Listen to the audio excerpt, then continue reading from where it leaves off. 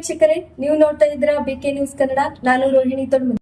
ಕರ್ನಾಟಕ ರಾಜ್ಯ ರೈತ ಸಂಘ, ನನ್ನ ಹೆಸರು ಬಸನಗೌಡ ಪಿ ಧರ್ಮಗೊಂಡ, ಬೆಳಗಾವಿ ವಿಭಾಗೀಯ ರಾಜ್ಯ ಉಪಾಧ್ಯಕ್ಷರು ಮತ್ತು ಕರ್ನಾಟಕ ರಾಜ್ಯ ರೈತ ಸಂಘದ ತಾಲೂಕಾ ಉಪಾಧ್ಯಕ್ಷ ಮುತ್ತುಗೌಡ ಪಾಟೀಲ, ಗ್ರಾಮ ಘಟಕದ ಅಧ್ಯಕ್ಷ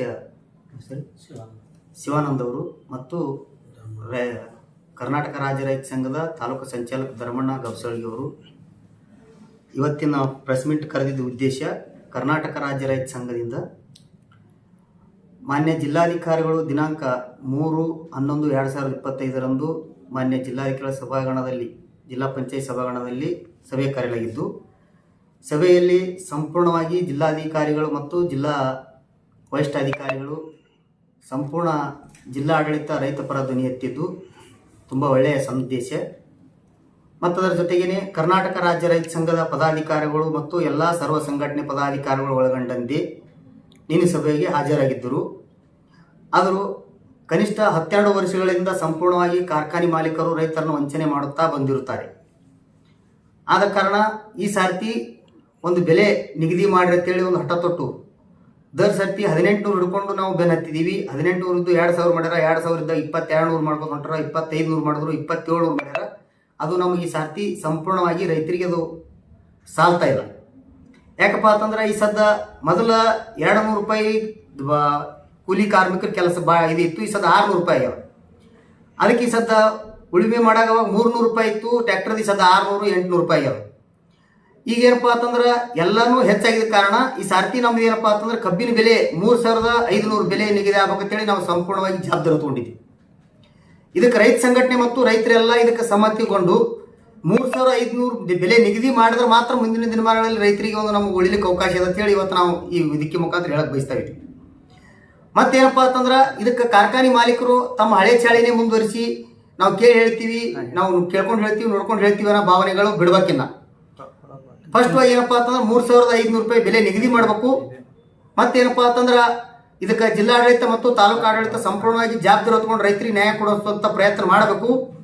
ಮತ್ತೇನಪ್ಪ ಅಂತಂದ್ರೆ ಈ ಸದ್ದ ಅವ್ರು ಅಕಸ್ಮಾತ್ ಇದೇ ಚಾಳಿ ಮುಂದುವರ್ಸಿರತ್ತಂದ್ರೆ ನಾವೆಲ್ಲ ಪ್ರತಿ ಗ್ರಾಮಗಳಿಗೂ ಹೋಗಿ ನಾವೇನಪ್ಪ ಅಂತಂದ್ರೆ 3500 ರೂಪಾಯಿ ಬೆಲೆ ನಿಗದಿ ಆಗಿದ ಬಳಕೆನೇ ಕಬ್ಬು ಕಟಾವು ಮಾಡೋಕೆ ಅವಕಾಶ ಮಾಡಿಕೊಡ್ರಿ ಅಂತೇಳಿ ನಾವು ರೈತರಿಗೆ ಒಂದು ಜಾಗೃತಿ ಮೂಡಿಸುವಂಥ ಪ್ರಯತ್ನ ಮಾಡ್ತೀವಿ.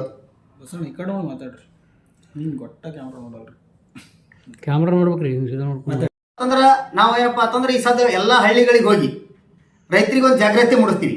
ಏನಪ್ಪಾ ಅಂತಂದ್ರೆ ನೀವು ಹಿಂದಿನ ಈ ಸದ್ ಮುಂಗಾರು ಬೆಳೆ ಸಂಪೂರ್ಣವಾಗಿ ಹಾಳಾಗಿದ್ದ ಕಾರಣ ಕಬ್ಬೆ ಒಂದು ಸಣ್ಣ ಪುಟ್ಟ ಅಲ್ಪ ಸ್ವಲ್ಪ ಉಳಿದಿದ್ದ ಕಾರಣ ನಾವು 3500 ರೂಪಾಯಿ ಬೆಲೆ ನಿಗದಿ ಮಾಡಿನೇ ಕಬ್ಬು ಕಟಾವು ಮಾಡ್ಬೇಕಂತೇಳಿ ನಮ್ಮ ರೈತರಿಗೆ ನಾವು ವಿನಂತಿ ಮಾಡೋದ್ರ ಜೊತೆಗೇನೆ ಅವ್ರಿಗೆ ಒಂದು ಸಹಕಾರ ಮಾಡುವಂಥ ಪ್ರಯತ್ನ ಮಾಡ್ಲಿಕ್ಕೆ ಹೇಳ್ತೀವ್ರಿ. ಅದಕ್ಕೆ ಏನಪ್ಪಾ ಅಂತಂದ್ರೆ ಇದಕ್ಕೆ ಸಂಪೂರ್ಣವಾಗಿ ಇವತ್ತು ಜಿಲ್ಲಾಡಳಿತ ಮತ್ತು ತಾಲೂಕು ಆಡಳಿತ ಜವಾಬ್ದಾರಿ ಹೊತ್ಕೊಂಡು ರೈತರಿಗೆ ಒಂದು ನ್ಯಾಯಯುತ ಬೆಲೆ ಕೊಡಿಸುವಂಥ ಪ್ರಯತ್ನ ಮಾಡಬೇಕು. ಒಂದ್ ವೇಳೆ ಇದೇ ಮುಂದುವರೆದಿತ್ತಂದ್ರೆ ಮುಂದಿನ ದಿನಮಾನಗಳೇನಪ್ಪ ಅಂತಂದ್ರೆ ನಾವು ತಾಲೂಕಾ ಕಚೇರಿ ಮುಂದೆ ಅನಿರ್ದಿಷ್ಟವಾಗಿ ಧರಣಿ ಸತ್ಯಾಗ್ರಹ ಮತ್ತು ಅಹೋರಾತ್ರಿ ಧರಣಿ ಸತ್ಯಾಗ್ರಹ ಮಾಡ್ಕೊಳ್ಳುವಂಥ ಪ್ರಯತ್ನ ಆಗಬಾರದು. ಅದೇನಪ್ಪ ಅಂತಂದ್ರೆ ಇದು ಮುಂದುವರಿತಂದ್ರೆ ನಾವು ಮಾಡುವಂಥ ಪ್ರಯತ್ನ ಮಾಡ್ಬೇಕಾಗ್ತದೆ. ಅದಕ್ಕೇನಪ್ಪ ಅಂತಂದ್ರೆ ಈ ಸದ್ದ ಬೆಳೆ ಪರಿಹಾರನೂ ಕೂಡ ಇನ್ನೂವರೆಗೂ ಇವತ್ತು ಸಮೀಕ್ಷೆ ಆಗ್ಯದ. ಎಲ್ಲ ಪದಾಧಿಕಾರಿಗಳು ಬಂದು ಭೇಟಿಯಾಗ್ಯಾರ, ರಾಜಕಾರಣಿಗಳು ಬಂದು ಭೇಟಿಯಾಗ್ಯಾರ, ಅಧಿಕಾರಿಗಳು ಬಂದು ಭೇಟಿಯಾಗ್ಯಾರ. ರೈತರಿಗೆ ಏನಪ್ಪಾ ಅಂತಂದ್ರೆ ಶಾಪಾನ ಹೇಳ್ಯಾರಪ್ಪನ ಇನ್ನೂವರೆಗೆ ಬೆಳೆ ಪರಿಹಾರ ಬಂದಿಲ್ಲ. ತಕ್ಷಣ ಏನಪ್ಪಾ ಅಂತಂದ್ರೆ ಬೆಳೆ ಪರಿಹಾರ ಕೂಡಲೇ ಒದಗಿಸುವಂತ ಪ್ರಯತ್ನ ಮಾಡಬೇಕು. ಅದಕ್ಕೇನಪ್ಪಾ ಅಂತಂದ್ರೆ ಈಗ ನಾವು ಸಾಕಷ್ಟು ಸಲ ಹೇಳಿನೇ ಇವತ್ತೆಲ್ಲ ಜನಪ್ರತಿನಿಧಿಗಳಿಗೂ ಹೇಳಲಾಯ್ತು, ಮತ್ತೇನಪ್ಪಾ ಅಂತಂದ್ರೆ ಅಧಿಕಾರಿಗಳಿಗೂ ಹೇಳಿದಾಯ್ತು. ಯಾವುದೇ ರೀತಿಯಿಂದ ಅವ್ರು ಸ್ಪಂದನೆ ಮಾಡಿ ತಕ್ಷಣ ಪರಿಹಾರ ಕೊಡುವ ವ್ಯವಸ್ಥೆ ಮಾಡ್ತಾ ಇಲ್ಲ. ಅದಕ್ಕೆ ಈಗ ಏನಪ್ಪಾ ಅಂತಂದ್ರೆ ನಾವು ಅದಕ್ಕೆ ಮುಂಜಾಗ್ರತವಾಗಿ ಇವತ್ತು ತಾಲೂಕು ಆಡಳಿತ, ಜಿಲ್ಲಾಡಳಿತ ಜವಾಬ್ದಾರಿ ಹೊತ್ಕೊಂಡು ರೈತರಿಗೆ ಒಂದು ನ್ಯಾಯಯುತ ಬೆಲೆ ಕೊಡಿಸುವಂತ ಪ್ರಯತ್ನ ಮಾಡ್ಬೇಕಂತ ಹೇಳಿ ಇವತ್ತು ನಾವು ಈ ಮುಖಾಂತರ ಹೇಳಕ್ ಬಯಸ್ತಾ ಇದ್ದೀವಿ.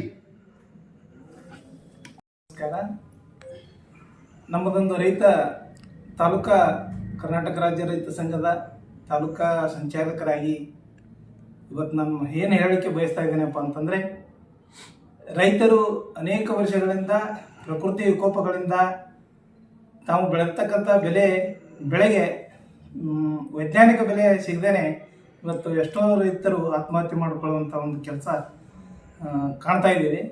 ಯಾಕೆ ಈ ರೀತಿ ಆಗ್ತಾಯಿದೆಯಪ್ಪ ಅಂತಂದರೆ, ಇವತ್ತು ಹೆಚ್ಚಾಗ್ತಕ್ಕಂಥದ್ದು ಬೆಲೆ, ಇವತ್ತು ರಾಸಾಯನಿಕ ಗೊಬ್ಬರ ಇರ್ಬೋದು, ಔಷಧಿ ಇರ್ಬೋದು, ಇವತ್ತು ಲೇಬರ್ ಪೇಮೆಂಟ್ ಇರ್ಬೋದು, ಪ್ರತಿಯೊಂದು ಕೂಡ ಇವತ್ತು ರೈತನ ಮೇಲೆ ಹೊರೆ ಆಗ್ತಾ ಇದೆ. ಹೊರೆಯಿಂದ ರೈತ ಇದರಿಂದ ಯಾವುದೇ ಒಂದು ಪ್ರತಿಫಲ ಕಾಣದೇನೆ ಮುಂದೆ ಅವನ ಮಕ್ಕಳ ಭವಿಷ್ಯ ಕೂಡ ಕಟ್ಕೊಳ್ಳಿಕ್ಕೆ ಆಗದೇನೆ ಇವತ್ತು ಆತ್ಮಹತ್ಯೆ ಮಾಡ್ಕೊಳ್ಳುವಂಥ ಒಂದು ಪ್ರಸಂಗ ಇವತ್ತು ರಾಜ್ಯದಲ್ಲಿ ನಡೀತಾ ಇದೆ. ಅವ್ರು ಬೇಡ್ತಾ ಇರೋದು ನಮಗೇನು ಮನೆ ಕಟ್ಟಿ ಕೊಡ್ರಿ ಅಂತ ಕೇಳ್ತಾ ಇಲ್ಲ, ಒಂದು ಆಸ್ತಿ ಕೊಡ್ರಿ ಅಂತ ಕೇಳ್ತಾ ಇಲ್ಲ. ನೀವು ಕೊಡ್ತಕ್ಕಂಥ ಬೆಲೆಯನ್ನು ಕೂಡ ಅದನ್ನು ವೈಜ್ಞಾನಿಕವಾಗಿ ಕೊಡಿ, ಸ್ವಲ್ಪ ಹೆಚ್ಚಿಗೆ ಮಾಡಿ, ನಿರ್ದಿಷ್ಟ ಒಂದು ಬೆಲೆಯನ್ನು ಕೊಟ್ಟು ನಮ್ಮ ರೈತರ ಸಂಕಷ್ಟಕ್ಕೆ ತಾವು ಸ್ಪಂದಿಸಬೇಕು ಅನ್ನುವಂಥ ಒಂದು ಮಾತನ್ನು ಈ ಸಂದರ್ಭದಲ್ಲಿ ಹೇಳಿ, ಮತ್ತು ಇವತ್ತಿನ ಒಂದು ಬಡ ರೈತ, ಒಬ್ಬ ಸಾಮಾನ್ಯ ರೈತ, ಕೂಲಿ ಕಾರ್ಮಿಕರು ಇವತ್ತು ಒಂದು ತನ್ನ ಮಗಳ ಮದುವೆಯನ್ನು ಮಾಡಬೇಕಾದ್ರೆ ಇವತ್ತು ಒಂದು ಇರ್ತಕ್ಕಂಥ ತನ್ನ ಒಂದು ಆಸ್ತಿಯನ್ನು ಮಾರಿ ಮಾಡುವಂಥ ಒಂದು ಪ್ರಕ್ರಿಯೆಗಳು ಇವತ್ತು ಹಳ್ಳಿಗಳಲ್ಲಿ ನಡೀತಾ ಇದೆ. ಯಾಕಪ್ಪ ಅಂತ ಕೇಳಿದರೆ, ಒಂದು ಮಂಗಳಸೂತ್ರ ಮಾಡಲಿಕ್ಕೆ, ಇವತ್ತು ಮಗಳಿಗೆ ಒಂದು ಮಂಗಳಸೂತ್ರ ಮಾಡಲಿಕ್ಕೆ ಒಂದು ತೊಲಿ ಬಂಗಾರ ತಗೊಂಬಂದರೆ ಅದಕ್ಕೆ ಲಕ್ಷಾಂತರ ರೂಪಾಯಿ ಇವತ್ತು ವೇಸುವಂಥ ಒಂದು ಪ್ರಕ್ರಿಯೆ ನಡೀತಾ ಇದೆ. ಅಂಥ ಒಂದು ಸಂಕಷ್ಟ ಪರಿಸ್ಥಿತಿಯಲ್ಲಿ ರೈತ ಇದ್ದಾಗ ಪ್ರಕೃತಿ ವಿಕೋಪದ ಜೊತೆಗೇನೆ ಸಫರ ಆಗಿ ತನ್ನ ಬದುಕನ್ನು ಕಟ್ಟಿಕೊಂಡು ಮಕ್ಕಳ ಒಂದು ಭವಿಷ್ಯವು ಕೂಡ ಇದು ಮಾಡ್ದೇನೆ ಸತತವಾಗಿ ವಿಫಲರಾಗ್ತಾ ಬರ್ತಾ ಇರೋದ್ರಿಂದ ಅವರ ಹೊಟ್ಟೆ ಮೇಲೆ ಒಂದು ಬರೆ ಎಳೆಯುವಂಥ ಕೆಲಸ ರಾಜ್ಯ ಸರ್ಕಾರ ಆಗಲಿ ಕಾರ್ಖಾನೆ ಮಾಲೀಕರಾಗಲಿ ಮಾಡದೇನೆ ಅವರ ಒಂದು ಕಷ್ಟಕ್ಕೆ ಸ್ಪಂದಿಸಿ ಆ ಬೆಲೆ ನಿಗದಿಯನ್ನು ಮಾಡಿ, ಮೊದಲು ಮೆಕ್ಕೆಜೋಳ 2500 ರೂಪಾಯಿ ಮಾರ್ತಾ ಇದ್ರು, ಈಗ ಅದು 1500-1600 ಆಗಿದೆ. ಈರುಳ್ಳಿ ಬೆಲೆ ಅಂತೂ ನೆಲಕಚ್ಚಿ ಹೋಗಿದೆ.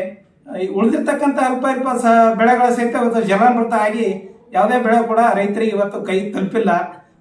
ಇದು ಕಬ್ಬಿನ ಅಳಿದುಳಿದ ಕಬ್ಬು ಸಹಿತ ಒಂದು ಸರಿಯಾದ ಬೆಲೆ ಇಲ್ಲದೇನೆ ಇವತ್ತು ಕಾರ್ಖಾನೆಯ ಒಂದು ವಂಚನೆಗೆ ಒಳಗಾಗಿ ಸರಿಯಾದ ತೂಕದ ವ್ಯವಸ್ಥೆ ಇಲ್ಲದೇನೆ ರೈತರು ಅದರಲ್ಲಿ ಕೂಡ ಸಫಲಾಗಿ ಯಾವುದೇ ಪ್ರತಿಫಲ ಕಾಣದೇ ಇವತ್ತು ಸಂಕಷ್ಟದಲ್ಲಿದ್ದಾನೆ. ಆ ಒಂದು ಸಂಕಷ್ಟಕ್ಕೆ ಸ್ಪಂದಿಸಿ ಮುಂದಿನ ದಿನಮಾನಗಳಲ್ಲಿ ತಾವೆಲ್ಲರೂ ಶಾಸಕರಾಗಿರ್ಬೋದು, ಉಸ್ತುವಾರಿ ಸಚಿವರಾಗಿರ್ಬೋದು, ಸಕ್ಕರೆ ಸಚಿವರಾಗಿರ್ಬೋದು, ಎಲ್ಲರೂ ಸ್ಪಂದನೆಯನ್ನು ಮಾಡಿ ನಮ್ಮ ಒಂದು ಈ ಕೂಗಿಗೆ ತಾವೆಲ್ಲರೂ ಭಾಗಿಯಾಗ್ತೀರಿ ಅನ್ನುವಂಥ ಒಂದು ನಂಬಿಕೆಯಿಂದ, ತಾಳ್ಮೆಯಿಂದ ನಾವು ಒಂದು ಮಾತನ್ನು ಕೇಳ್ಕೊಳ್ತಾ ಇದ್ದೇವೆ. ಅದೇ ರೀತಿ ಮುಂದುವರೆದರೆ ಮುಂದಿನ ದಿನಮಾನಗಳಲ್ಲಿ ಉಗ್ರವಾದ ಹೋರಾಟಕ್ಕೆ ನಮ್ಮ ರೈತ ಬಾಂಧವರು ಇಳಿಬೇಕಾಗತ್ತೆ.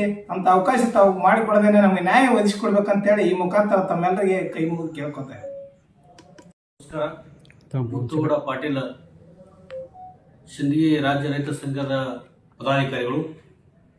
ಇವತ್ತು ಈ ವರ್ಷದ 2025-26ನೇ ಸಾಲಿನ ಕಬ್ಬು ರೈತ ಒಂದು ಹೋರಾಟವನ್ನು ಏನು ನಡೀತಾ ಇದೆ ರಾಜ್ಯಾದ್ಯಂತ, ಇವತ್ತು ನಮ್ಮ ಜಿಲ್ಲೆಯಲ್ಲಿ ಕೂಡ ಅನೇಕ ಇವತ್ತು 8 ಕಾರ್ಖಾನೆಗಳು, ಕಬ್ಬು ನುಡಿಸುವಂಥ ಕಾರ್ಖಾನೆಗಳು ನಮ್ಮ ಜಿಲ್ಲೆಯಲ್ಲಿ ಹುಟ್ಕೊಂಡಿದ್ದಾವೆ. ಸಾಕಷ್ಟು ಮೊದಲು ಬಯಲುಸೀಮೆ ಇರತಕ್ಕಂಥ ಒಂದು ನಮ್ಮ ಬಿಜಾಪುರ ಜಿಲ್ಲೆ ನೀರಾವರಿಯಿಂದ ಇವತ್ತು ಸಾಕಷ್ಟು ಕಬ್ಬು ಬೆಳೆಗಾರರು ಇವತ್ತು ನಾವು ರೈತರು ಹುಟ್ಕೊಂಡಿದ್ದೀವಿ. ಅದರ ಜೊತೆಗೆ ಫ್ಯಾಕ್ಟರಿ ಕೂಡ ಅನೇಕ ಫ್ಯಾಕ್ಟರಿಗಳು ಕೂಡ ಆಗಿದ್ದಾವೆ. ಅದರ ಜೊತೆಯಲ್ಲಿ ಇವತ್ತು ಇಡೀ ರಾಜ್ಯದಲ್ಲಿ ಈ ರೀತಿ ಒಂದು ವಾತಾವರಣ ಸೃಷ್ಟಿಯಾಗಿದೆಪ್ಪ ಅಂತಂದ್ರೆ, ಸುಮಾರು ವರ್ಷಗಳಿಂದ ರೈತರು ಹೋರಾಟ ಮಾಡುತ್ತಾ ಬಂದು ಇವತ್ತು ನಮ್ಗೆ ಏನಾಗಿದೆಪ್ಪ ಅಂತಂದ್ರೆ 2700 ರೂಪಾಯಿ ರೇಟ್ ನಮ್ಗೆ ಸಾಲ್ತಾ ಇಲ್ಲ. ಯಾಕೆ ಸಾಲ್ತಾ ಇಲ್ಲಪ್ಪ ಅಂದ್ರೆ ಈ ವರ್ಷ ಒಂದು ಭೀಕರ ಒಂದು ಮಳೆ, ಅದರೊಳಗೆ ಒಂದು ರಾಸಾಯನಿಕ ಗೊಬ್ಬರದಿಂದ ಅನೇಕ ತೊಂದರೆಗಳು ಉಂಟಾಗ್ಯಾವ. ದಯವಿಟ್ಟು ನಮ್ಮ ರಾಜ್ಯ ಸರ್ಕಾರ ಮಧ್ಯಸ್ಥಿಕೆ ವಹಿಸಿ, ವಿಶೇಷವಾಗಿ ನಮ್ಮ ಜಿಲ್ಲೆಯವರೇ ಇವತ್ತು ಸಕ್ಕರೆ ಸಚಿವರಿದ್ದಾರೆ, ಶಿವರಾಜ್ ಪಾಟೀಲ್ ಅವರು ನಮ್ಮ ಜಿಲ್ಲೆಯವರೇ ಸಕ್ಕರೆ ಸಚಿವರಿದ್ದಾರೆ. ಅವರು ಮಧ್ಯಸ್ಥಿಕೆ ವಹಿಸಿ ಈ ಸ್ಥಳೀಯ ಶಾಸಕರು ಒಳಗೊಂಡು ಇವತ್ತು ನಮ್ಮ ಜಿಲ್ಲಾಡಳಿತ ಆಗಿರ್ಬೋದು, ನಮ್ಮ ಸಿಂದಗಿ ಮತಕ್ಷೇತ್ರದಲ್ಲಿ ಇರತಕ್ಕಂಥ ಫ್ಯಾಕ್ಟರಿಗಳು 4 ಫ್ಯಾಕ್ಟರಿಗಳಿದ್ದಾವೆ. ಆ ಫ್ಯಾಕ್ಟರಿಗಳ ಮಾಲೀಕರನ್ನು ಕರೆಸಿ ಇವತ್ತು 3500 ರೂಪಾಯಿ ರೇಟನ್ನು ಫಿಕ್ಸ್ ಮಾಡಿ ಇವತ್ತು ಕಟಾವು ಮಾಡಲಿಕ್ಕೆ ಒಂದು ಅನುಮತಿಯನ್ನು ಮಾಡಿ ಕೊಡಬೇಕು. ಯಾವುದೇ ರೀತಿಯಿಂದ ರೈತರಿಗೆ 3500 ರೂಪಾಯಿ ಕೊಡದೇ ಇದ್ರೆ ನಾವು ಪ್ರತಿಯೊಂದು ಗ್ರಾಮಗಳಿಗೆ ತೆರಳಿ ರೈತರಿಗೆ ಜಾಗೃತಿಯನ್ನು ಮೂಡಿಸುವ ಮುಖಾಂತರ ಇವತ್ತು 3500 ರೂಪಾಯಿ ರೇಟ್ ಆದ್ರೆ ಮಾತ್ರ ಕಬ್ಬು ಕಟಾವಕ್ಕೆ ಅನುಕೂಲ ಮಾಡಿ ಕೊಡ್ತೇವೆ ಅಂತಕ್ಕಂಥದ್ದು ಈ ಸಂದರ್ಭದಲ್ಲಿ ಆಗ್ರಹ ಮಾಡ್ತಾ ಇದ್ದೇನೆ. ನಮಸ್ಕಾರ. ಮತ್ತಷ್ಟು ಸುದ್ದಿಗಾಗಿ ನೋಡ್ತಾ ಇರಿ BK ನ್ಯೂಸ್ ಕನ್ನಡ.